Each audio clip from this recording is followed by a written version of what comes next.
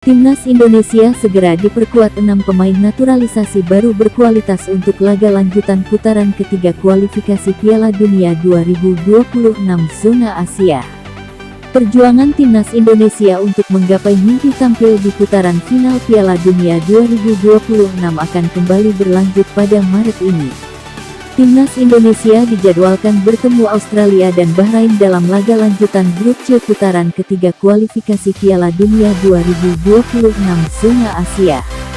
Pada laga pertama, tim besutan Patrick Kluivert ini akan bertandang terlebih dulu ke markas Australia di Sydney Football Stadium, tanggal 20 Maret.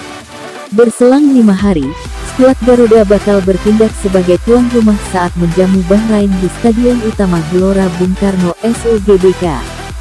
Saat ini, Jay Izzas dan kawan-kawan masih berada di peringkat ketiga klasemen sementara grup C dengan 6 poin dari 6 laga.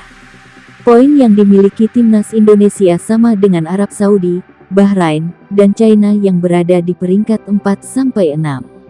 Poin yang dimiliki Timnas Indonesia sama dengan Arab Saudi, Bahrain, dan China yang berada di peringkat 4-6. Oleh karena itu, Timnas Indonesia wajib meraih poin untuk bisa menjaga asa lolos ke putaran 4 dengan duduk di posisi 3 atau 4. Untungnya, Timnas Indonesia akan ketambahan amunisi baru pemain naturalisasi untuk menghadapi Australia dan Bahrain. Romeni dipastikan sudah bisa membela Timnas Indonesia saat menghadapi Australia dan Bahrain. Proses naturalisasinya sudah tuntas, dan perpindahan federasi dari KNVB Belanda ke PSSI Indonesia telah disetujui FIFA.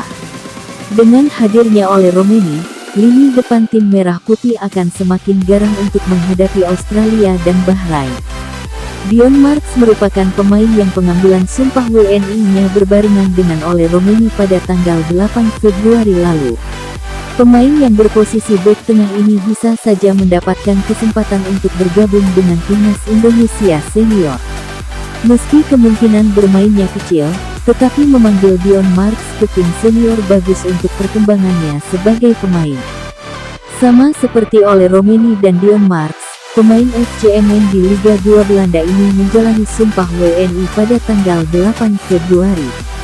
Berposisi sebagai bek kiri, tim bisa dicoba untuk dipanggil Patrick Kluivert ke Timnas Indonesia senior. Apalagi, dia cukup mendapatkan menit bermain di klubnya dengan catatan 13 penampilan dari 28 kesempatan pada musim ini. Komisi X dan 13 DPRD telah menyetujui proses naturalisasi Emil Audero. Dengan demikian, dia tinggal melalui beberapa tahapan lagi sebelum bisa memperkuat Timnas Indonesia.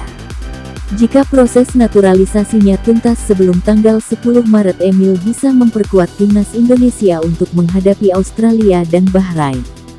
Emil akan bersaing dengan Maarten Paes untuk memperebutkan tempat di posisi penjaga gawang. Dean James bisa menjadi pesaing bagi Kelvin Verdong dan Pratama Arhan di posisi bek kiri. Hadirnya Dean James pun akan membuat lini pertahanan Timnas Indonesia semakin kukuh. Joey Pelupessy merupakan pemain yang saat ini menjalani proses naturalisasi bersama Emil Audero dan Dean James. Tambahan Joey Pelupessy membuat Timnas Indonesia akan memiliki gelandang bertahan yang kuat. Dia bisa berduet dengan Tom Haye dalam mengawal lini pertahanan Indonesia agar tetap stabil.